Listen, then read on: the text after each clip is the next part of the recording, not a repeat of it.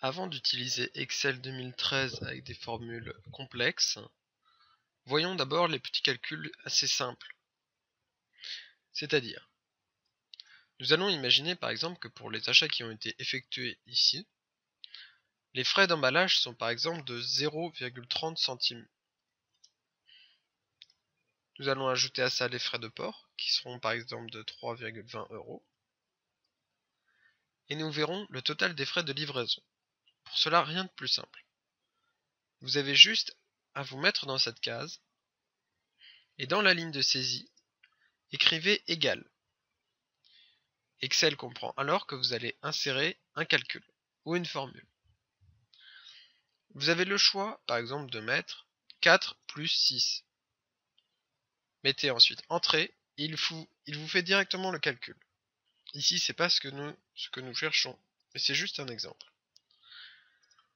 Nous enlevons 4 plus 6, et nous souhaitons par exemple faire la case frais d'emballage, ajouter la case frais de port.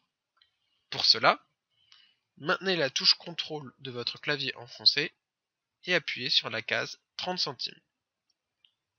Lâchez le bouton CTRL, appuyez sur plus et maintenez le bouton CTRL enfoncé pour aller sélectionner la case frais de port. Puis lâchez CTRL.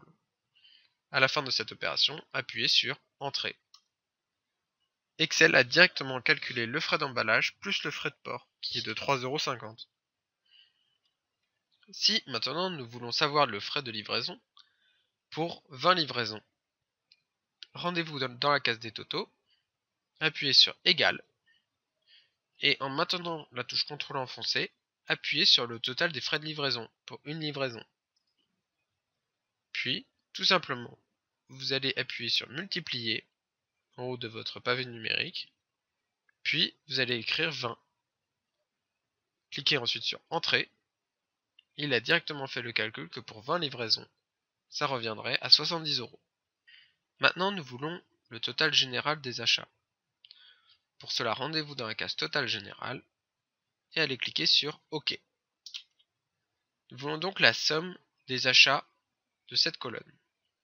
Rendez-vous dans la case Total général et écrivez égal somme. Puis ouvrez la parenthèse. Et là, vous allez cliquer sur la case 150.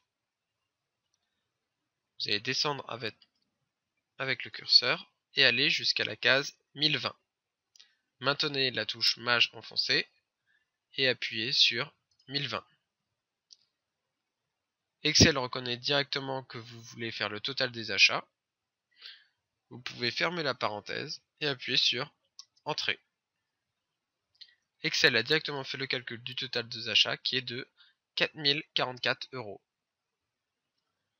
Enfin, il ne vous reste plus qu'à remplir la dernière case, total général plus les frais de port, pour 20 livraisons, qui sont donc de égal. Maintenez la touche CTRL enfoncée et appuyez sur la case du total général. Appuyez sur plus. Maintenez enfoncé la touche CTRL de votre clavier et appuyez sur frais pour 20 livraisons. Lorsque cela est fait, appuyez sur la touche Entrée. Le total général des achats plus leurs frais de port donc été calculé directement.